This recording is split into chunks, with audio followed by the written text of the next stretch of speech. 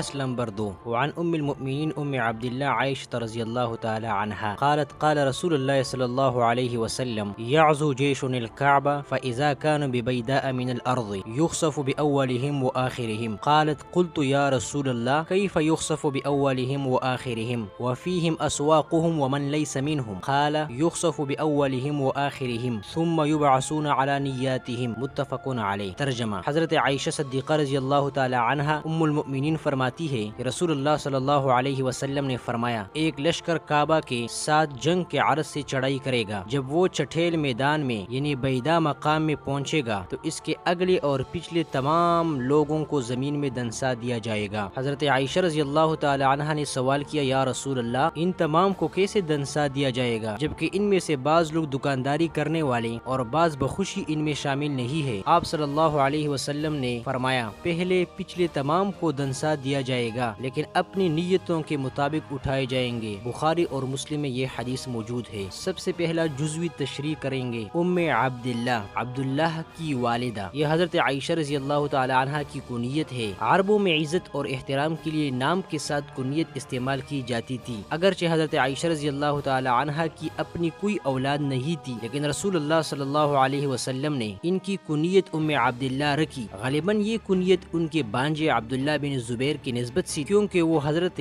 اسماء بنت ابی بکر رضی اللہ تعالی عنہا کے بیٹے تھے اور حضرت عائشہ رضی اللہ تعالی عنہا انہیں بہت محبت کرتی تھی۔ حضرت عائشہ رضی اللہ تعالی عنہا سے احادیث کی کتب میں بہت سے روایات نقل کیا ہے۔ اس کی وجہ اس لیے کہ وہ ماہر الفقہ، تو احادیث کی کتب میں حضرت عائشہ رضی اللہ تعالی عنہا سے بکثرت روایات نقل ہے۔ اس حدیث میں ہے کہ آخری زمانہ میں ایک لشکر کعبہ یعنی مکہ مکرمہ پر حملہ کرے گا۔ جس دور میں کعبہ پر حملہ کرنے کے لیے منصوبہ بنایا ہے وہ منصوبہ ہمیشہ کے لیے شکست خوردہ ہی ہوتا ہے۔ اصحاب فیل والوں نے جو آئینی سطح پر ایک منصوبہ تیار کیا تھا تو اس کو اللہ رب العزت نے پورے عالم کے ساتھ شرمایا۔ ہر دین کا اپنا شعائر ہے۔ دین اسلام کی شعائر میں سے سب سے بڑا شعائر وہ کعبہ یعنی مکہ مکرمہ ہے، مدینہ منورہ ہے، بیت المقدس ہے۔ کسی دین کو یہ اجازت نہیں ہے کہ وہ کسی غیر کے دین کے شعائر کی توہین کرے، یہ آئینی سطح پر سب سے بڑا جرم ہے۔ فَإِذَا كَانُوا بِبَيْدَاءَ مِنَ الْأَرْضِ، بیدا ایک مقام ہے اور یہ معجزانہ رویہ اور ایک فکر اور ایک سوچ ہے رسول اللہ صلی اللہ علیہ وسلم کہ اس کو بعض امور کا پتہ چلتا ہے، اللہ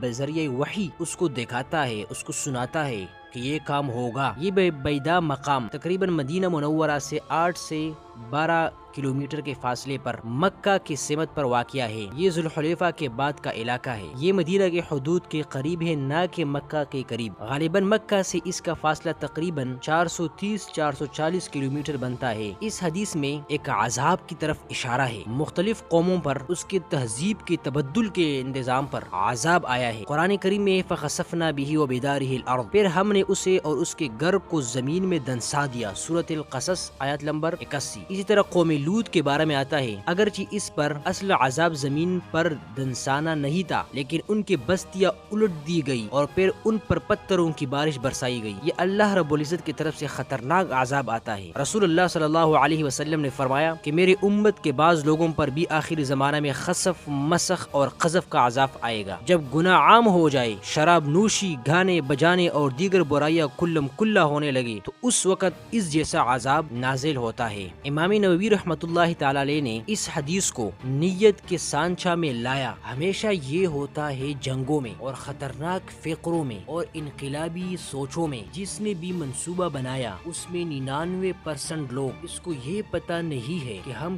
کس طرف جا رہے ہیں، ہمارا نصب العین کیا ہے، ہمیں پتہ نہیں ہم نے عملی راہ کیوں اختیار، ہم کو کس نے اٹھایا، ہم کس طرف جا رہے ہیں، ہم کس کو مار رہے ہیں۔ جب وہ مر جاتا ہے اس کا نیت اللہ کی رضا تھا لیکن بعد میں یہ کوشش اللہ کے خلاف استعمال ہوئی۔ رسول اللہ صلی اللہ علیہ وسلم نے فرمایا قیامت کے دن اس کی نیتوں کے مطابق اٹھایا جائے گا۔ صحیح حدیث میں ہے رسول اللہ صلی اللہ علیہ وسلم نے فرمایا جو شخص جس حالت میں مر جائے اسی حالت میں قیامت کے دن اس کو اٹھایا جائے گا۔ تو حضرت عائشہ رضی اللہ تعالیٰ عنہ کی اشکال اور شبہ کو رسول اللہ صلی اللہ علیہ وسلم نے حل کیا۔ ثم یبعثون علی النیات، سب کو اس کی نیت کے مطابق اٹھایا جائے گا۔ تاجر تھا، دکاندار تھا، عام بندہ تھا، اس لشکر میں شریک تھا، اس کا نیت تھا کہ میں مکہ مکرمہ سے یا کسی اور علاقہ سے تجارت کروں، سامان خریدوں، کوئی معاشی نظام ٹھیک ہو جائے، لیکن اس لشکر میں ایک منصوبہ تھا کہ ہم کعبہ پر حملہ کریں۔ تو لہٰذا جس افراد کا کعبہ پر حملے کا نیت تھا، اس کے اس نیت کے مطابق قیامت کے دن اٹھایا جائے گا، اور جس کا یہ نیت تھا کہ ہم تجارت کریں، ہم معاشی نظام کو ٹھیک کریں، ہم کوئی اور کاروبار کریں، ہم بازاری زندگی برسائیں، ہم بازاری زندگی اپنائیں،